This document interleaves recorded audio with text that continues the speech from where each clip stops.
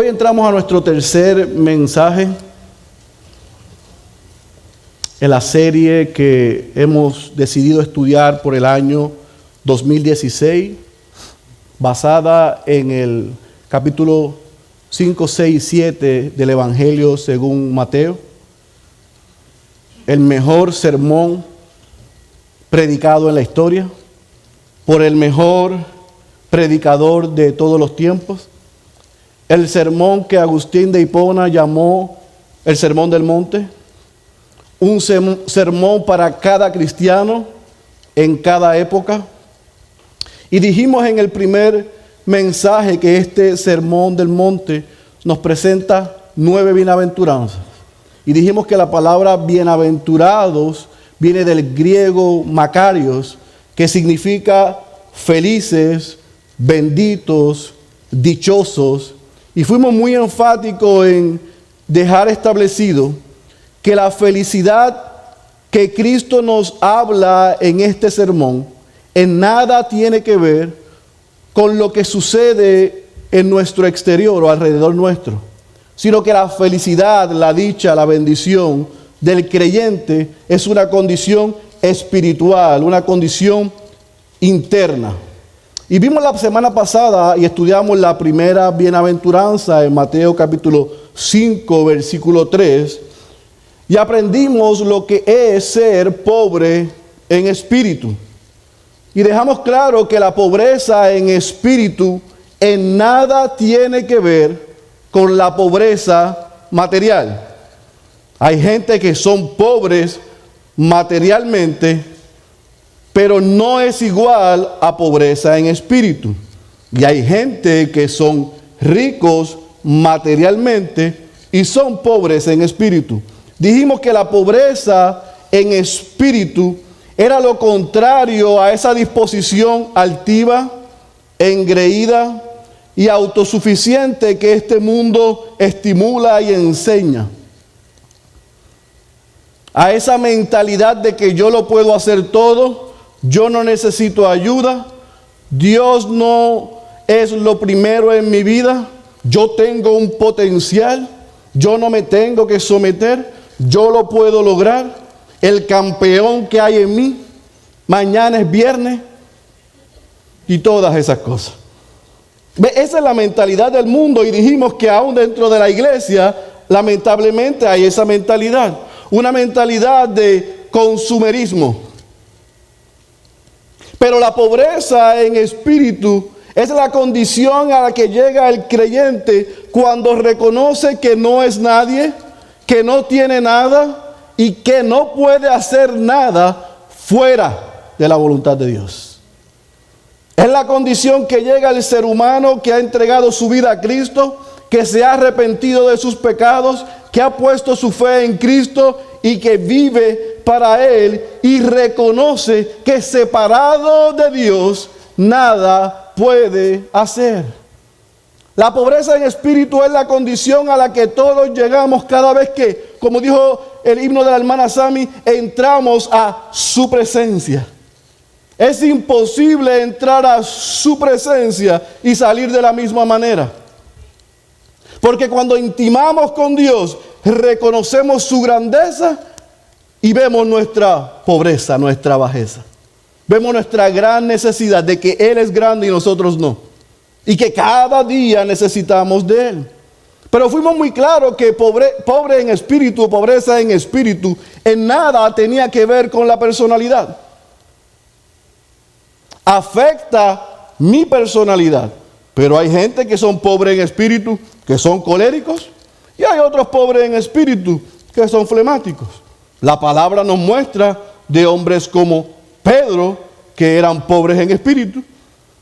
Y nos muestra hombres pobres en espíritu como el apóstol Juan. O como el profeta llorón Jeremías. Gente que cuando entraba a la presencia de Dios, no salían igual. Así que la pobreza en espíritu afecta mi personalidad, sí. Pero lo que quiere cambiar es mi carácter. Es mi carácter para que se parezca cada día a Cristo. Y dijimos que uno no nace pobre en espíritu, uno nace muerto espiritual.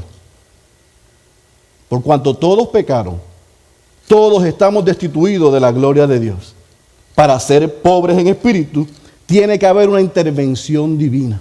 Por eso es que este sermón es tan difícil de aplicar y de vivir separados de Dios. El que no ha nacido de nuevo no puede ser un pobre en espíritu. ¿Por qué? Porque el pobre en espíritu es el que cada día reconoce: Dios, tú eres grande y yo no. Eso solamente lo puede vivir, lo puede hacer, lo puede creer, lo puede perseguir y lo puede aplicar aquel que ha nacido de nuevo. ¿Estamos claros hasta ahí, verdad? Bajo este repaso en 3 minutos, queremos entrar entonces a la segunda bienaventuranza. Vea tu Biblia al Evangelio según Mateo, capítulo 5. Y vamos a leer el versículo 4, la segunda bienaventuranza. Mateo, capítulo 5, versículo 4. Y cuando estés ahí, dime amén. Dice la poderosa y la santa palabra de nuestro Señor Jesucristo. Bienaventurados los que lloran, subraye eso, pues ellos serán consolados. Bienaventurados los que lloran, pues ellos serán consolados. Para poder desglosar lo que Jesús quiere decirnos ahí y poder aplicarlos a nuestra vida, lo que quiero hacer es hacer una pequeña introducción para que tú y yo nos podamos ubicar. Lo que Jesús está diciendo ahí a prima fase es que ahora el pobre en espíritu llorará, pero un día reirá. Ahora el creyente, el nacido de nuevo, el pobre en espíritu, llorará, pero un día reirá. ¿Por qué yo digo que esto es lo primero que yo puedo obtener de ese versículo 4? Porque en el mundo en el que tú y yo vivimos, es un mundo caído, pecaminoso, contrario a Dios, que le da la espalda a Dios. Y en ese mundo, todo hombre y mujer que está sin Dios evita a toda costa el dolor. Los anuncios comerciales, la publicidad, lo que se enseña y de la manera en que se vive es apuntando a una vida libre de dolor, de problemas y de conflictos.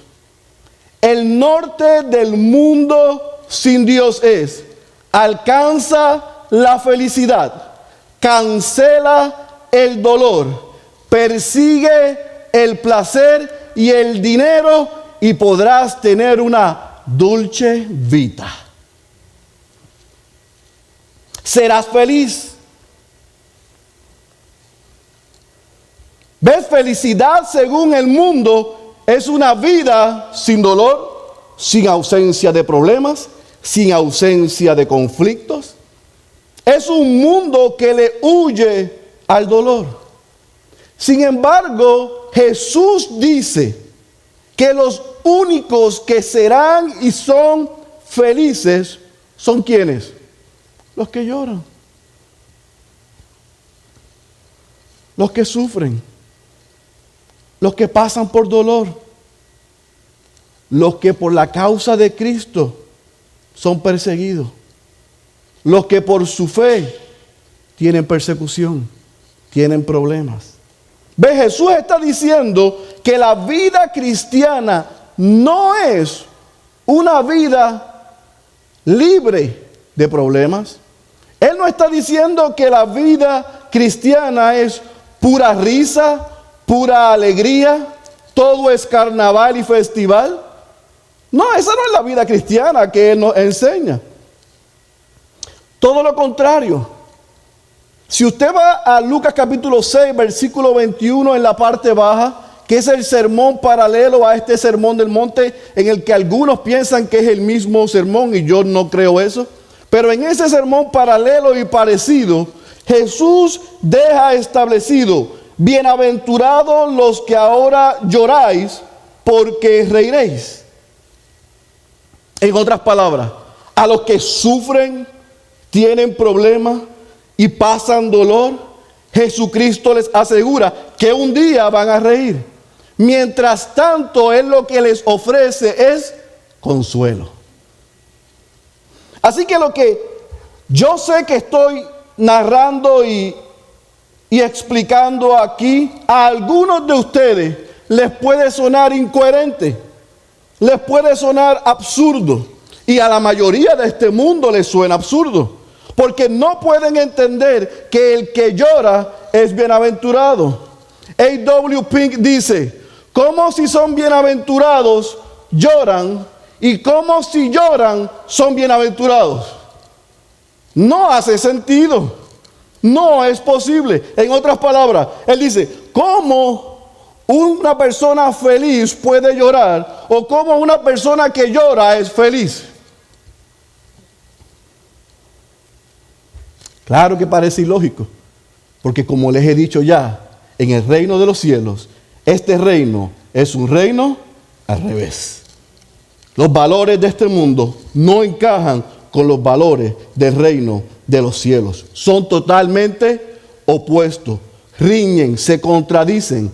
Así que este mundo hoy ríe porque tiene placer, ríe porque va tras el dinero, ríe porque va tras las posesiones que le da seguridad y le da grandeza. Pero un día van a llorar y tendrán crujir de dientes.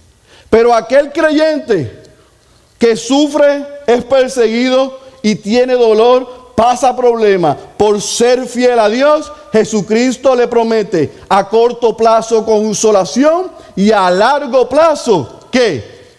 Alegría, gozo, felicidad. Eso debe ser una buena y maravillosa noticia. John Stott lo dice de esta manera: llorar es la segunda etapa o el segundo grado de la bendición espiritual. Una cosa es ser pobre en espíritu y reconocerlo así. Otra es lamentarse y llorar por ello. Colocándolo en un lenguaje más teológico, una cosa es la confesión: yo soy pobre en espíritu. Y otra cosa es la contrición: mi pobreza en espíritu me lleva a rendirme ante los pies de Dios. ¿Cuánto nos falta para llegar ahí? John Stott dice y lo define de esta manera: felices los infelices.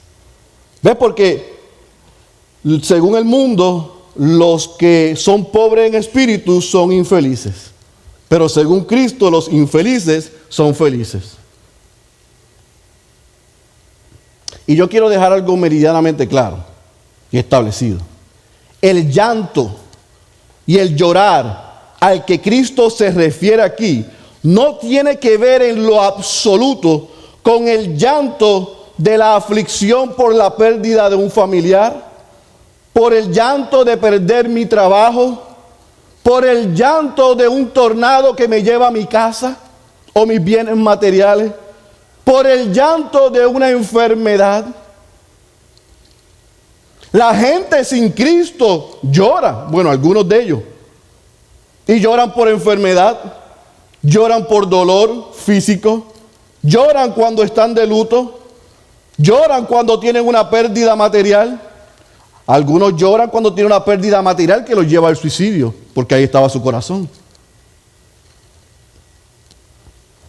Lloran cuando su orgullo es herido.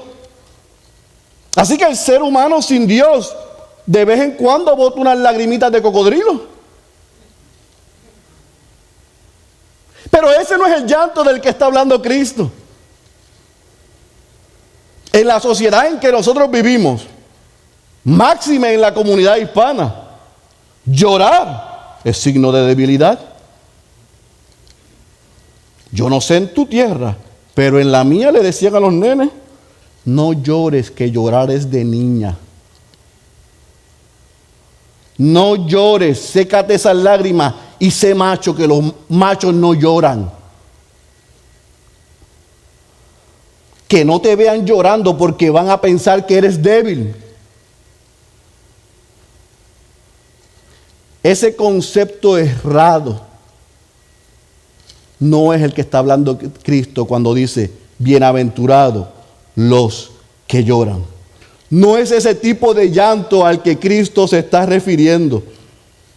Al llanto que Jesús se refiere en esta bienaventuranza es locura. No tiene sentido para un mundo caído, pero es una bendición para el creyente.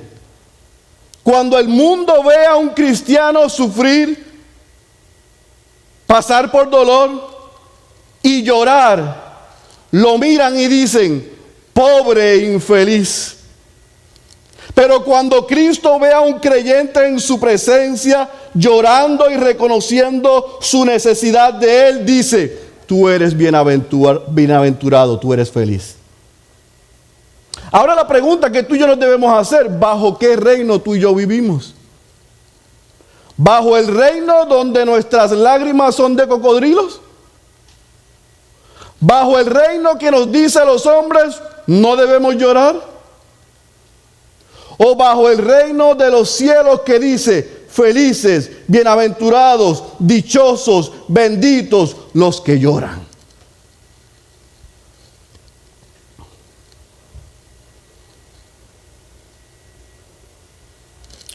Algunos se deben estar preguntando, entonces, pastor, los cristianos, los pobres en espíritu, ¿deben llorar? Seguro que deben llorar.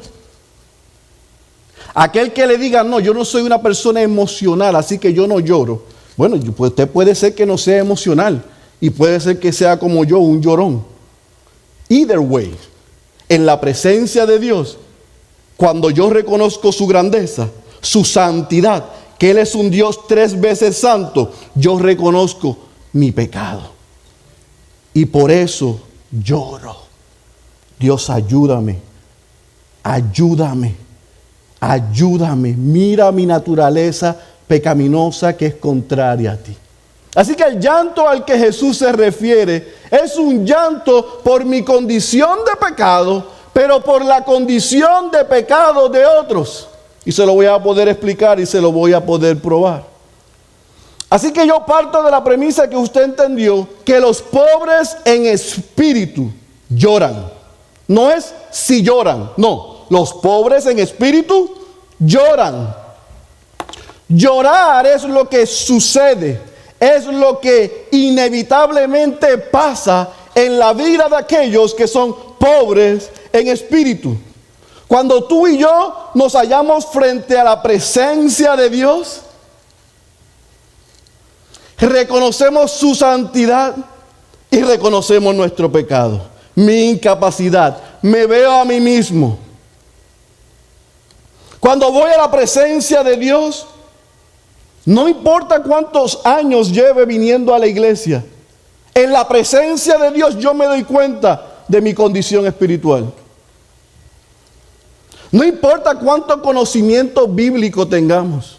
No importa cuántas veces hemos leído la Biblia completa. Cuando yo voy a la presencia de Dios, yo reconozco mi necesidad espiritual y yo lloro porque Dios me ve tal como es y me revela mi condición. Yo lloro por mis pecados, por lo que pienso, por lo que digo, por lo que hago. Cuando yo voy a la presencia de Dios, yo voy a evaluar mi vida. Como dijo muy bien el pastor James en la clase del miércoles de la oración, una oración que es repetitiva, sin sentido, sin sabor, esa no produce llanto ni llorar. Dios, gracias por este día, te damos gracias, ayúdame en el trabajo, guárdame de accidentes, guarda a los hijos, que no me falte nada, en el nombre de Jesús, amén. ¿Qué llanto va a haber ahí? La repite el lunes, martes, miércoles, jueves, viernes, desayuno, almuerzo, comida, en los snacks. Esa oración insípida no es la que produce llanto. La oración en la presencia de Dios, donde yo me doy cuenta el estado de mi vida, el estado de mi relación con Dios, lo que yo hice, lo que me falta, cómo fallo, produce un sentido de dolor, de pesar. Es cuando yo estoy en la presencia de Dios y le pregunto, ¿qué hay en mí que hace que me conduzca como lo hago? ¿Por qué me irrito tanto? ¿Por qué tengo tan mal carácter? ¿Por qué exploto como un psiquitraqui? ¿Por qué no tengo paciencia? ¿Por qué no puedo dominarme? ¿Por qué tengo esos pensamientos hostiles de celo, de envidia, de lujuria? ¿Por qué hay un apetito en mí por lo material? Por quedarme en este mundo, por apegarme a lo que no es santo. ¿Qué es lo que hay dentro de mí? ¿Ves? Cuando tú y yo vamos a la presencia de Dios, se supone que vayamos como el apóstol Pablo dijo en Romanos capítulo 7, versículo 24, miserable de mí. Si yo le digo miserable, usted se va para otra iglesia. Pero Pablo se dice a sí mismo en la presencia de Dios, miserable de mí. Lea Romanos capítulo 7, lea Romanos capítulo 8, para que se ubique. ¿Quién me libertará de este cuerpo de muerte? El orgulloso, el arrogante, el soberbio, el independiente, el que lo sabe todo, el que habla de sí, de lo mucho que ha alcanzado, jamás sabrá lo que es esto. Porque va a la presencia de Dios y le dice, gracias Dios que yo no soy como este llorón. Ay, gracias Dios porque yo no soy como aquel. Ay, gracias Dios por mira todo lo que yo tengo. Tendré que hacer algo más grande para poner esto. Gente con necesidad alrededor tuyo y tu dinero tú siendo graneros grandes. Tú con buena salud y puedes servir a otro y estás viviendo para ti. Tú que has sido bendecido con conocimiento y con cosas, no compartes lo que tienes. ¿Ve? Ese es el arrogante, el orgulloso, el soberbio. Ese que se levanta y cree que la vida que le acaban de dar se la ganó él mismo. Y no puede ir a la presencia de Dios. Ese jamás llorará en la presencia de Dios porque no busca ir a la presencia de Dios. ¿Ves? El llanto y el lloro es el producto de yo ir a la presencia de Dios reconociendo mi necesidad. Así que un creyente verdadero es pobre en espíritu y un pobre en espíritu llora en la presencia de Dios por su pecado. Pero como en la iglesia de hoy no se habla de pecado, lo único que se habla es de amor. Cuando hablamos de pecado es una mala palabra. Pero al pobre en espíritu no le preocupa que le hablen de su pecado. Anhela escuchar cuál es su condición. Anhela ser confrontado con mi naturaleza para darme cuenta cuánto necesito de Dios. Así que el pobre en espíritu llora por su pecado. Pero te dije que también el pobre en espíritu llora por el pecado de otros. Y la Biblia es clara y nos da varios ejemplos de hombres piadosos que lloraron en la presencia de Dios por el pecado de otros. Vemos al salmista David en el Salmo 119, versículo 136 decir, ríos de lágrimas vierten mis ojos porque ellos no guardan tu ley. Job, en uno de sus reclamos a Dios, mira lo que me está pasando en el capítulo 30, versículo 25, le dice, ¿no he llorado por aquel cuya vida es difícil? ¿No se angustió mi alma por el necesitado? Dios le dice al pueblo de Dios a través del profeta Ezequiel en el capítulo 9, versículo 4, los hombres que gimen y se lamentan por todas las abominaciones que se cometen en medio de ella. El apóstol Pablo en Filipenses capítulo 3, versículo 18 dice, porque muchos andan como os he dicho muchas veces, y ahora os lo digo aún llorando, que son enemigos de la cruz de Cristo. El mismo Jesús lloró. Lloró por la condición de pecado de otros. Lloró por la ciudad que lo rechazó.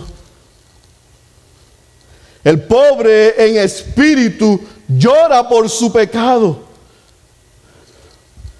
pero llora por el pecado de otros. Yo te pregunto, cuando tú ves las noticias, cuando tú escuchas lo que pasa en tu país, cuando tú escuchas lo que está pasando aquí en Estados Unidos, cuando tú y yo escuchamos lo que pasa en el mundo, ¿pasa algo en nuestros corazones?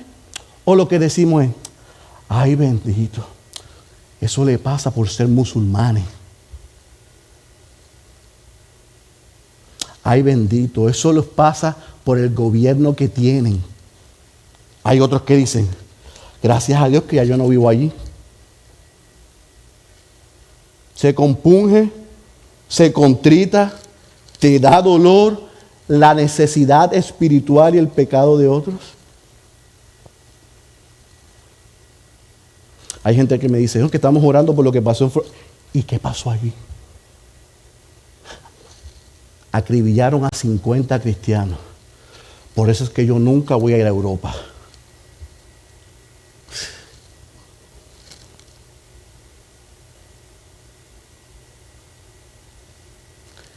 El pobre en espíritu le da dolor por su pecado, pero le da dolor y carga por el pecado y la condición en la que viven otros. Yo haría una mala hermenéutica y una mala exégesis si solamente tomamos el versículo 4 y leemos bienaventurados los que lloran, porque está incompleto si lo dejo ahí. Por lo tanto, Jesús dice, felices y bienaventurados los que lloran, porque ellos recibirán consolación. ¿Ves?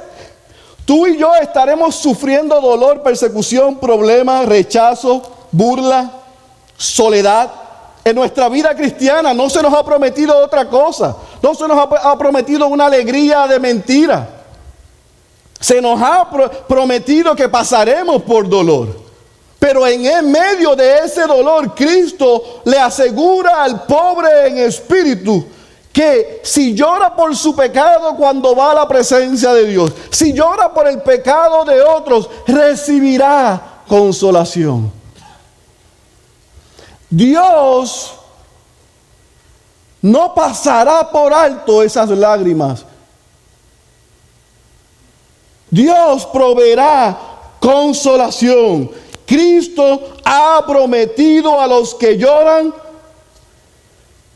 que un día se van a reír, que un día van a regocijarse, que un día tendrán felicidad absoluta, pero en medio de su prueba, de su dolor y de su necesidad, recibirán consolación. El Espíritu Santo le revela al pobre en espíritu que Cristo es todo lo que necesitamos, que Cristo nos guarda, que Cristo nos cuida, que Cristo nos protege, que Cristo nos entiende, que Cristo es nuestro abogado frente a Dios. En la vida de un verdadero creyente, un pobre en espíritu, y va a la presencia de Dios en llanto por su pecado y por el pecado de otro, yo le aseguro que el Espíritu Santo le traerá confort. Lo confortará, lo levantará, lo sostendrá. Yo no sé lo que tú estás pasando en esta mañana. Yo no sé cómo tú llegaste en esta mañana a esta casa. Quizás tú estás recibiendo persecución aún dentro de tu hogar. Quizás tú estás recibiendo burla. Quizás se burlan de ti y tú dices, bueno, yo tengo que decidir entre Dios y mi familia, y estás a punto de dejar a Dios por seguir a aquellos que se burlan. Dios te dice hoy: yo te entiendo, yo te sostengo, yo estoy contigo. No te rindas ante ellos, ríndete a mí. Hay consolación. Al pobre en espíritu se le revela que Cristo es suficiente, soberano, rey, dueño. Y eso nos trae paz. Esa consolación es entender que Cristo fue a la cruz a morir por mis pecados y me dio salvación. Y que el pedazo de tiempo que viviré aquí jamás se comparará con la felicidad eterna. Así que puedo en Él descansar, en Él confiar mientras estoy aquí, porque se me ha prometido una felicidad absoluta. Hay consuelo. Hay consuelo cuando tú ves a Cristo como la solución perfecta a todos tus problemas, a todos mis problemas. Pero tenemos que ser humillados. Tenemos que ser humillados.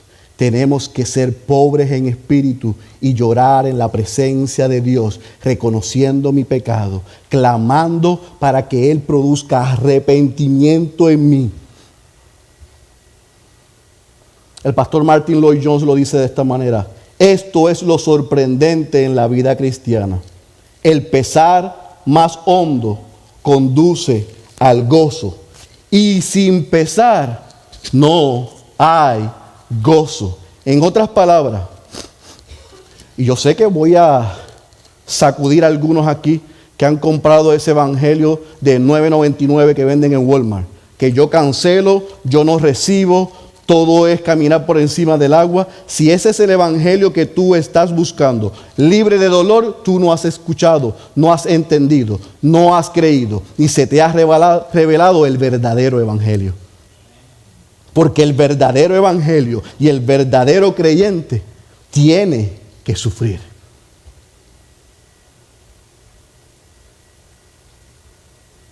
Va a pasar por dolor, va a pasar por rechazo, va a pasar por persecución. Pero Él le ha prometido estar contigo y conmigo todos los días. Todos los días, todos los días. Así que, iglesia, yo no quiero irme de aquí en esta mañana, y quiero que te vayas en esta mañana sin que puedas aplicar este mensaje. Así que yo quiero darte una noticia. Hay mucho por lo que tú y yo debemos llorar. Aún los que no son muy emocionales, yo le tengo una noticia. Hay mucho por lo que debemos llorar. Y lo primero por lo que debemos llorar es por la poca importancia que nosotros le damos a nuestros pecados. Ese es el problema principal en la iglesia de hoy. Ese es el problema de los cristianos de hoy, que no han entendido la doctrina del pecado, no han entendido lo grave de nuestros pecados. No han entendido que Dios es un Dios que ama, pero es un Dios que odia. Él odia el pecado. Y pecado en medio de Él no puede cohabitar. Si en esta mañana tú has llegado a esta casa y estás pecando, y tú y yo no tenemos suficiente dolor por nuestros pecados, yo le he rogado a Dios durante toda esta semana que el Espíritu te revele tu condición y mi condición.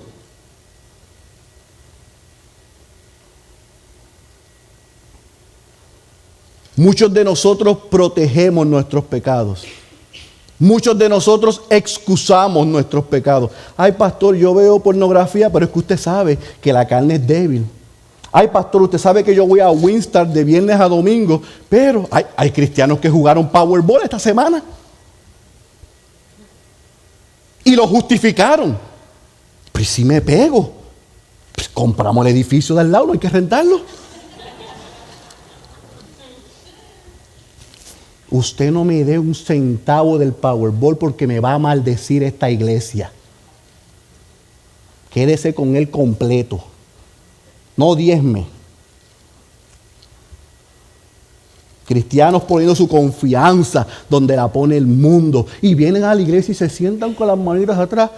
Ay, pensando, yo creo que le hubiera puesto 24 en vez de 23 y me hubiera pegado mientras estamos predicando el evangelio. ¿Ves? Somos cristianos que protegemos, excusamos y explicamos nuestros pecados. Somos pocos los que exponemos, nos avergonzamos y sufrimos por nuestros pecados. Somos pocos los que el pecado nos duele. Una de las grandes, maravillosas bendiciones de ser pastor. Yo le decía esta mañana a Denis cuando salía del garaje, la única manera que alguien puede ser pastor es que tenga llamado y que Dios lo haya llamado, porque si no, no aguanta esto. Pero déjeme decir algo de los beneficios y las cosas buenas de ser pastor, y es poder aconsejar a las ovejas, y es poder pasar tiempo con las ovejas. Y qué maravilloso es ver a un hombre o una mujer que se sienta en mi oficina y me dice: pastor, yo he vivido así, o yo hice esto, pero al escuchar el evangelio, esto me ha revelado que yo tengo que resolver esto. Yo no puedo venir a la presencia de Dios. Yo no puedo llamarme cristiano con este caso inconcluso. Yo le doy gloria a Dios por eso. Yo lo aplaudo. Yo lo felicito. Yo estoy dispuesto a caminar con él o con ella y traer lo que sea aquel que el evangelio produce convicción de pecado y confesión del mismo. Yo no puedo entender cómo se puede parar alguien a predicar aquí un mensaje poderoso y no acompañar a sus ovejas para preguntarse y preguntarle este mensaje, ¿qué está causando en ti? Pero qué maravilloso es ver que Dios está cambiando corazones, trayendo convicción de pecado, trayendo confesión de pecado, yendo a resolver casos inconclusos. Eso solamente lo hace Dios. Ver lágrimas de hombres que parecen rocas, diciendo: yo necesito perdón, yo necesito resolver esto, yo hice esto, pero necesito sabiduría para arreglarlo. Oh, yo admiro eso, porque eso lo produce el evangelio. Pero hay algunos que en la presencia de Dios lloran por sus pecados, pero por los pecados de otros son totalmente indiferentes. Algunos dicen: yo estoy muy ocupado resolviendo mis problemas, los problemas del otro que los resuelva las Naciones Unidas. Yo no puedo estar orando por la gente de África, imagínense, no tendré de ir a trabajar. ¿Qué usted quiere que yo haga por los de Siria? ¿Que los tenga en mi casa? Bueno, quizá usted y yo más que otros podríamos tenerlo en nuestra casa. Quizás más que otros, usted y yo podríamos abrir nuestra casa para aquellos que no tienen casa. Pero es que se nos olvida porque la bendición nos ha hecho daño. ¿Ve? Aquellos que no le mueve ni un pelo la situación alrededor nuestro, es porque tampoco han entendido la gravedad de su pecado. Por lo tanto, yo te estoy invitando en esta mañana, tú que tienes esa cara de tanta alegría al escuchar este mensaje, y estás tan alegre por el mensaje que acabamos de escuchar, que te lleves esto en esta mañana. El llanto de un verdadero pobre en espíritu nos lleva al arrepentimiento, y la consolación que da Dios a través de su Santo Espíritu es producto del perdón. En otras palabras, yo quiero que tú te lleves esto en esta mañana. Yo no sé cuán grande es tu pecado, pero la gracia de Dios es más grande que ese pecado.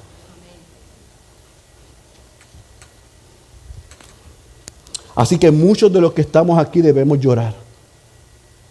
Debemos llorar por la ruina, por la condición de nuestros propios corazones. Debemos llorar por la incredulidad que nos asedia. Hay muchos que dicen, ay, yo le creo a Dios, y cuando le da un catarro cree que se van a morir. Pero yo le creo a Dios. Eso es incredulidad. Debemos llorar por los pecados que cometemos. Debemos llorar por la esterilidad de nuestras vidas, porque hay vida de gente en este recinto que están en status quo. No se mueven ni para la izquierda, ni para la derecha, ni para adelante, ni para atrás. Son bonsai cristianos. Están así hace 5, 6, 7, 20, 25 años. No han crecido. Hay que llorar. Y yo te voy a dar una idea, un hint, para que tú sepas si tú eres un bonsai cristiano. Si te da celos cuando ves a otros que acaban de llegar, que Dios los está usando y creciendo, y a ti te sube y te baja, es porque tú eres un bonsai. Es porque esos han tomado en serio su vida cristiana, están rendidos todos los días en la presencia de Dios, y Dios está haciendo grandes cosas, y tú estás dependiendo, y yo estoy dependiendo de mi fuerza y de tu fuerza. Y si te calcome la envidia al ver los que crecen a tu lado, es porque eres un bonsai cristiano. Debes llorar en su presencia y pedir perdón. Debemos llorar por la facilidad con la que nos desviamos de Cristo. Mira, tú debes estar llorando ahora mismo porque estás pensando ahora lo que te vas a comer en media hora. ¡Llora! ¡Llora! Porque estamos en la presencia de Dios y todos nuestros sentidos deben estar conectados con Él. No en el hamburger que te vas a comer ahorita. Llora por nuestra falta de comunión con Él. Si yo voy a tu cuarto hoy, tu Biblia está abierta en el Salmo 23 y tiene una capa de polvo, llora. Llora. Si cuando llegaste esta mañana al estacionamiento empezaste a buscar debajo de la silla, empezaste a regañar a los nenes, ¿dónde está mi Biblia? Que si llego sin Biblia el pastor me va a regañar. Y el niño te dijo, mami, ¿dónde la dejaste el otro domingo? Llora. Llora por la superficialidad de nuestro corazón y de nuestra relación con Él. Porque nos llamamos cristianos, pero vivimos como cristinos. Hay que llorar. Y hay que llorar por la condición espiritual de otros. Ahora, quiero concluir con dos cosas. Porque como aquí hay algunos que creen que son outsmart que Dios y su palabra, pueden salir por esa puerta diciéndole a su alma y a los que están a su lado, ve, ese mensaje no es para mí porque yo no tengo por qué llorar. Porque llorar es debilidad y yo no soy emocional. Pues yo te voy a decir lo que la Biblia dice que los que lloran son. Los que lloran son los afligidos, pero no agobiados, como dijo Pablo. Los que lloran son los que estamos en apuros, pero no estamos desesperados. Los que lloran son los que somos perseguidos, pero sabemos que no estamos desamparados. Los que lloran son los que hemos sido derribados muchas veces, pero no hemos sido ni seremos destruidos. Los que lloran son los que estamos tristes por nuestro pecado y por el pecado de los demás, pero no somos infelices. Los que lloramos somos sobrios, pero no malhumorados.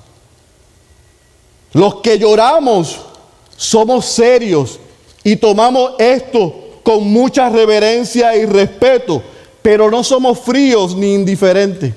Por todo lo contrario, su amor nos obliga a compartirlo con otros.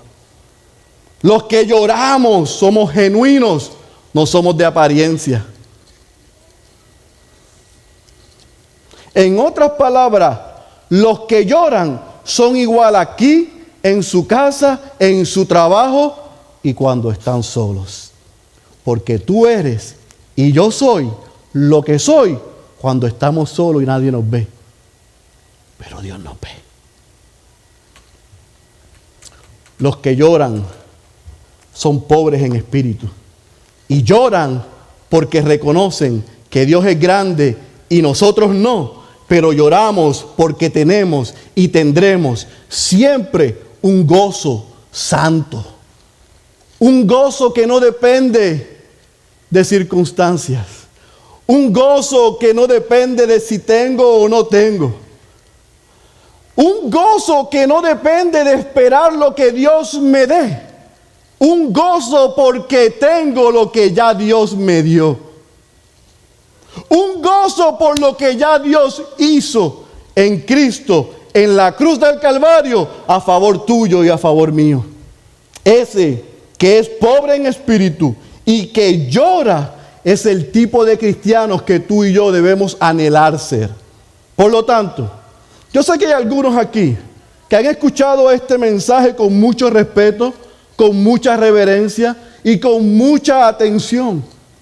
Y yo he visto en su rostro que usted se está preguntando y anhelando, yo quiero ser ese tipo de cristiano, pobre en espíritu y uno que llora por su pecado en la presencia de Dios y tiene compasión por otros. Pues yo te voy a decir 3 cosas que tú debes hacer para ser un pobre en espíritu, uno que llora en su presencia y reconoce su pecado siempre y ora por el pecado de otros. Número 1, lee, estudia y medita en la palabra de Dios. No la dejes en el Salmo 23 encima de la mesa de dormir.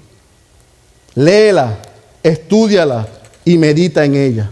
Número 2, ora todos los días al Señor de día, de noche. Vive una vida de oración para que su espíritu te revele y me revele mi condición de pecado. Si por alguna razón tú estás aquí diciendo, pero es que yo no entiendo si ese mensaje es para mí porque yo soy tan y tan y tan bueno que yo ni peco. Ora. Por amor a Cristo, ora. Para que Dios te revele tu condición de pecado, tu necesidad de arrepentimiento, tu necesidad de perdón. Ora para que Dios te revele a Cristo en toda su plenitud y tú puedas saber que no estás solo ni que estás sola, sino que tienes un abogado, alguien que intercede por ti ante el Padre. No estás solo, no estás sola. Ora.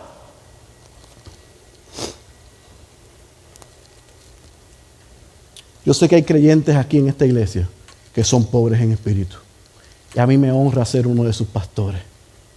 A mí me honra ver gente que aman a Dios, que son pobres en espíritu, que lloran en la presencia de Dios por sus pecados. Yo los admiro y los respeto y le doy gracias a Dios por el privilegio de crecer con ustedes espiritualmente y ver cómo usted, cuando Dios le habla a través de su palabra, usted busca ayuda y consejo y consuelo para resolver esos problemas. Yo le admiro y le respeto, pero tengo una buena noticia para ti.